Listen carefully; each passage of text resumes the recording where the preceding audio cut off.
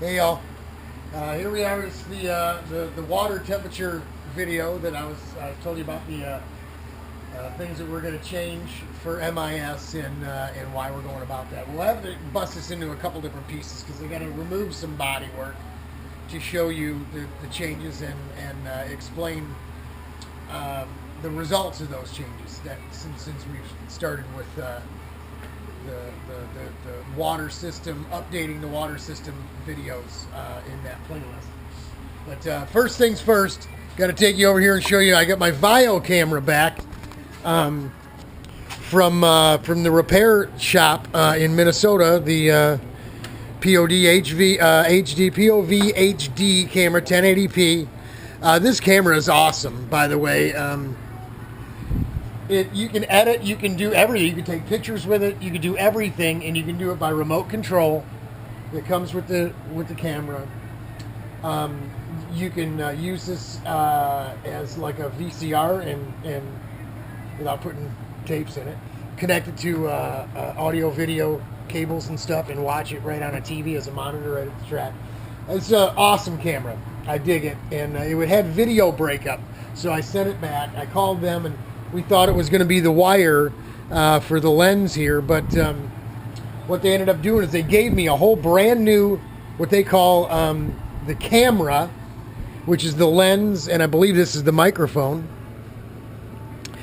And then they put a new, what they call a PC board inside for the recorder. And they did, I shipped it to Minnesota. It cost me $750, I think, to ship it from Detroit to Minnesota, to get it fixed, and they did the work. They emailed me that they got it, that someone would be looking at it, and 3 days later they sent me an email, said we're shipping it back to you. You should see it on a certain day. Here's the tracking number. No charge. They didn't even charge me for the shipping to come back. So awesome stuff from the Vio POVHD folks. I'm not sure they even make this camera anymore. They're into a whole bunch of other electronic things other than cameras. But I love this one here. This is the one that recorded the Daytona video from on top of my helmet from 2013. So we'll be using this. We'll be using that bad boy at MIS. It's much better video than this camera that I'm holding. Over to what we're going to be doing. One of the things we can do is make the hole bigger. Where you see the outside edge of the tape is actually where the physical outside maximum dimension of the air box that we made for the radiator.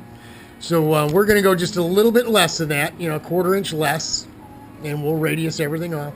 So we're going to open the hole and get more air in. I don't know that that's going to make any difference at all, but it won't hurt nothing. And we have a mold for this here. We can make 1 million of those nose cones. It really doesn't matter. Next year, you're going to see not only a new paint job, and a new nose cone, you're going to see some different things. We're not going to do NACA ducts for the brake cooling. We're going to do the brake cooling through the top. We're going to end up cutting and dropping that surface down to cool the brakes, so we don't have to have a hole here and a hole here, which will allow us to put maybe a bigger radiator in there or something. I don't know. We'll see. But the reason I'm bringing you this first bit of the video with the bodywork still on is I want you to see exactly what's going on. Look down. I'm going to put you right down in there, folks. You're right down under the side panel, okay? I got the flashlight going here. It's not very bright, but you can see what we're dealing with here.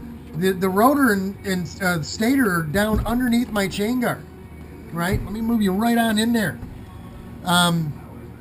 There is no air flowing through here at all. None, no air.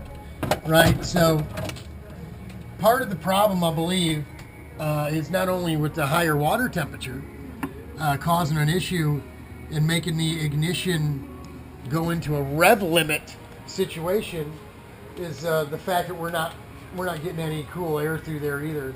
Unlike on a CIK cart, where the engine is basically just out in the breeze. You've really got nothing for body work. You've got some plastic that gives the cart some identity, but it's not body work. It doesn't do anything for aerodynamics whatsoever, because you got a human being sitting straight up and down. Nothing aerodynamic about a CIK cart, even with the plastic they put on it. So We got it all boxed in, nothing sticking out but just the head. We've got it all boxed in between the engine and the seat is completely covered. We've got an angled part here. There's no air getting in there, folks, period whatsoever. None, no airflow.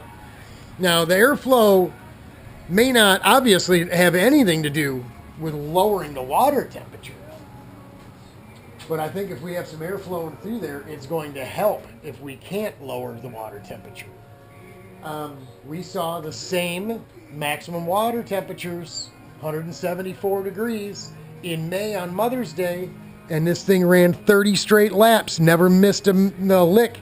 The ignition worked fine, no rev limiting, no popping and farting, none of that. None of that. It ran toot sweet for 30 straight laps.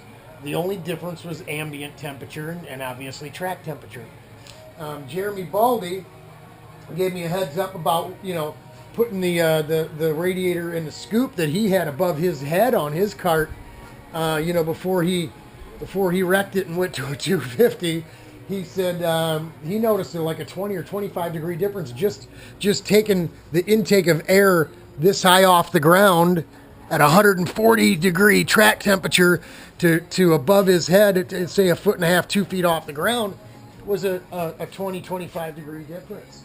Just intaking the air higher up away from the smoking hot track. So, things to consider.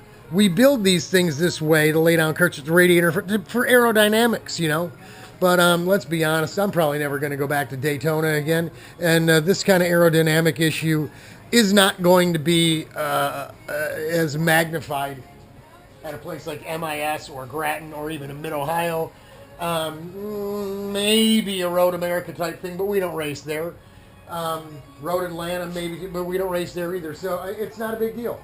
And at my age, I really don't care about the racing aspect anymore. I just want to be, when I get out on the track with like vehicles, I want to be competitive. I want to be able to run with them, and even if it's for 5 laps at a time.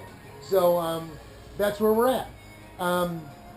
Right now, in the shape of things it'll go 5, 6, 7, 8 laps, 10 laps. It'll go about 22 minutes before we have an issue. So for track day, not a problem, man.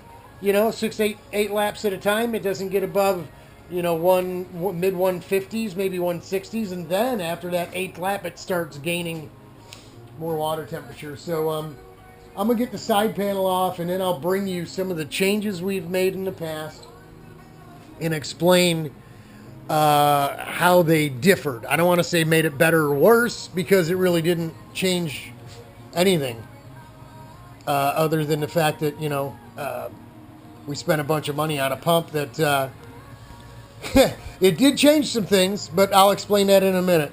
But that's it. This is where we're going.